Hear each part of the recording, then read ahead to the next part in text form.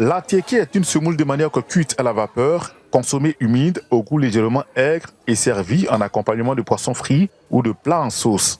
Ce mets est très prisé par la majeure partie de la population ivoirienne et permet à plusieurs familles de se prendre en charge. L'atiéké a d'ailleurs fini par attirer la convoitise de nombreux investisseurs ou hommes d'affaires qui ont flairé le bon coup derrière sa production et sa commercialisation. Cela a encouragé l'État ivoirien à protéger les droits de propriété intellectuelle sur ce plat qui occupe une place importante dans le patrimoine culturel et culinaire de la Côte d'Ivoire.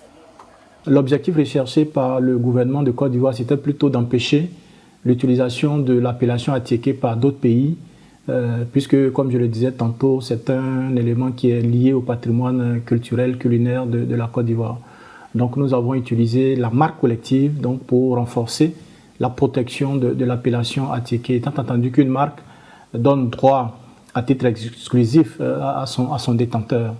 Voilà, donc ce label-là renforce l'appellation, la protection de l'appellation atiéké et donc enfin un produit qui ne peut être utilisé ou un nom, une appellation qui ne peut être utilisée que par les producteurs de l'atiéké venant de la Côte d'Ivoire.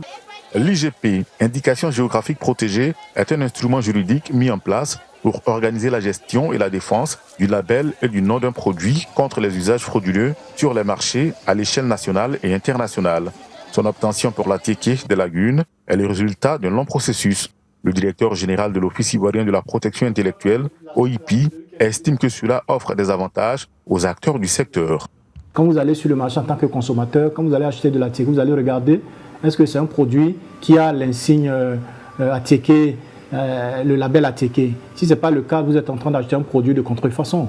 Donc de ce point de vue-là, la labellisation va contribuer à augmenter la valeur marchande, donc la valeur commerciale du produit et bien évidemment améliorer le niveau de vie des populations. Et donc si le niveau de vie des populations s'améliore, il est clair que c'est le gouvernement, c'est l'État qui gagne. La labellisation de l'atiéké des lagunes est un grand défi relevé par le gouvernement ivoirien. Il serait important qu'il entreprenne des démarches pour permettre à la Côte d'Ivoire de protéger d'autres œuvres de son patrimoine culturel et culinaire.